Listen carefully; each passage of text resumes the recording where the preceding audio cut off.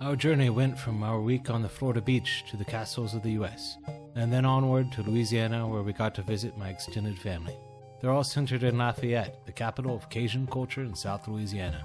As far as tourism goes, there's probably not much to see in Lafayette, though it is a beautiful city in and of itself, filled with scenic bayous and low-lying homes that blend in with the swamps. It's a bit sprawling and somewhat converted by the main brunt of pop American Walmart culture.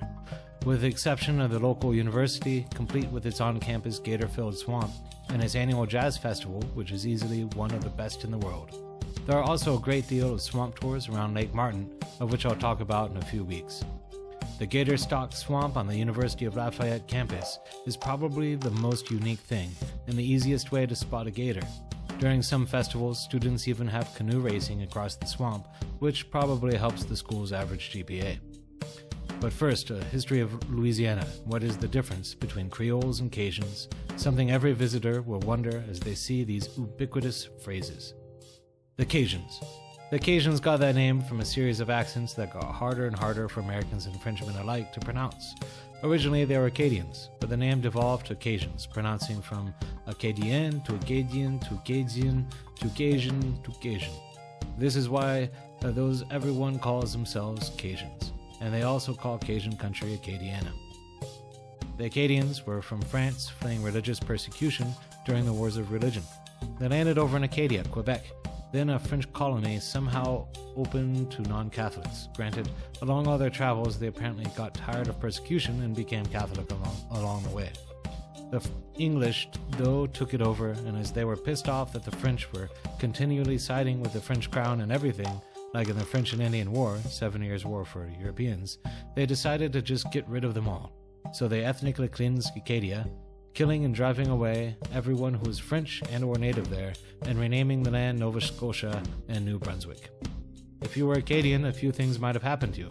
You were brought to a different part of the colonies where you were forced into slavery for a set number of years, called indentured servitude, where the set number of years was usually, but not limited to, 7, and you generally were treated better than a black slave, but not by any large measure. You might have had worse luck and been sent to the Caribbean, or if you were somehow truly blessed by God, you might have just gotten deported back to France. Once in France, you didn't know what to do since your family hadn't lived there for a couple hundred years. That's when you'd answer the weird Spanish guy at the tavern, because boy has he a deal for you. Why not serve the Spanish crown and settle in Louisiana? You see, Louisiana had just been recently acquired, and it was filled with French speakers, and needed a larger population to fend off the savages and the English, which are often confused with one another. So they packed up and hit the bayou. They weren't the landed class of French that were already there, but rather made a kind of subgroup, as they bred with the Indians and freedmen, though remained white with varying degrees of color and greasy hair. For those who were more black, skip down to the Creole section. Cajun culture is centered around Lafayette, which is about a 2-hour drive from New Orleans, across a vast and awesome swamp. They were generally not the caste of plantation owners, as those folk were usually the pure white folk who descended from the original French colonists of the area.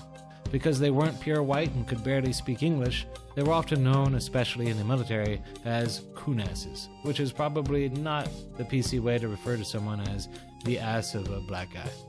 The Cajuns were usually hunters, trappers, fishermen, and accordion players, so maybe I picked up playing the accordion because it's in my blood.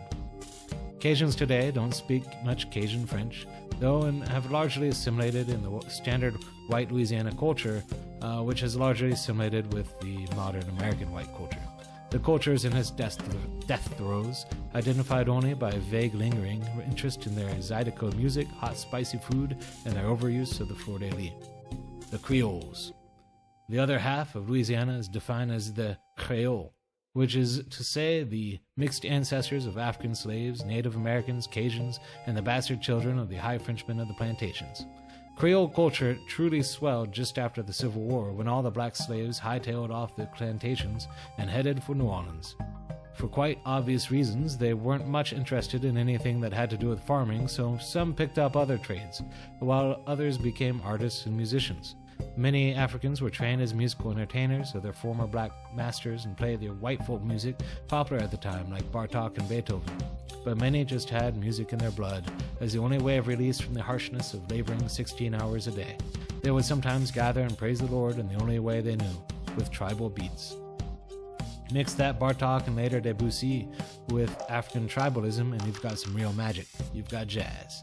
Now, New Orleans was one of the only cities with large populations of blacks to survive the Civil War.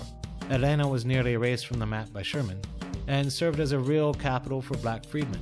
Teeming with this mixture, just overflowing, and in a couple of generations you had a real lineup of genius musicians born.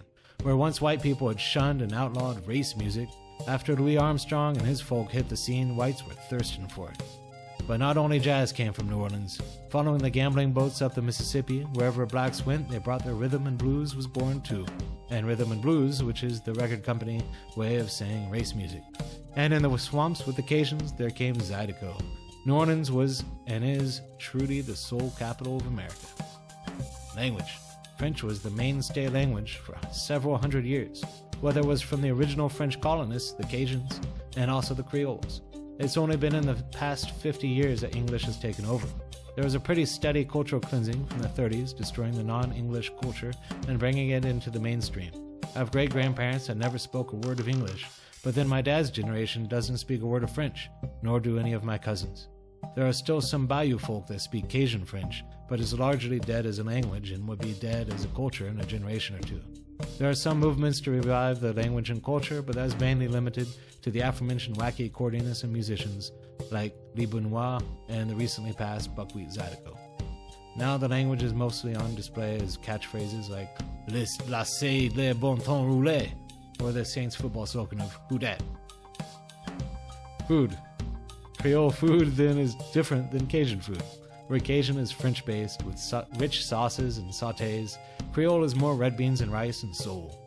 You can find some good Cajun food in New Orleans, like moulattes, but it's not a common thing. For the most part, you'll get the not as spicy Creole. But also in most touristic districts, they tone down the spice all around because tourists really can't handle that crazy hot bayou food. Creole food, as my Cajun cousin tried to explain to me, is a lot more tomato-based. Red beans and rice is the main dish, along with fried catfish, fried okra, and fried whatever else you can think of. There's no overly clear line between the two, as there's a huge overlap in Cajun and Creole cultures. My favorite Cajun dishes are crawfish etouffee, gumbo, boudin, and gator sauce piquant. Crawfish etouffee and gumbo both come down to a brown roux, which is basically a braised flour. The roux in etouffee is baked into a sauce. The Creole variant adds tomato, and gumbo is made into a soup mixed with okra, andouille sausage, and whatever's in the fridge. Boudin is a super spicy mystery meat mix stuffed in some pig intestine, and is pure awesome. Sauce piquant can be made with any meat, but is best served with a lightly chewy gator. As the name implies, it's also probably spicy as all heck. As you see, Louisiana is a real jambalaya of culture, and anyone wanting the complete tour of it should get out of New Orleans and also witness Lafayette and the other villages like New Iberia or Breaux Bridge. As Lafayette is certainly an Americanized city, and the University of Lafayette campus is at least something to see, as are the restaurants Blue Dog and Rufino's. At Randall's, you might even be lucky enough to witness some proper Zydeco played by one of the last of the breed, Lee Benoit.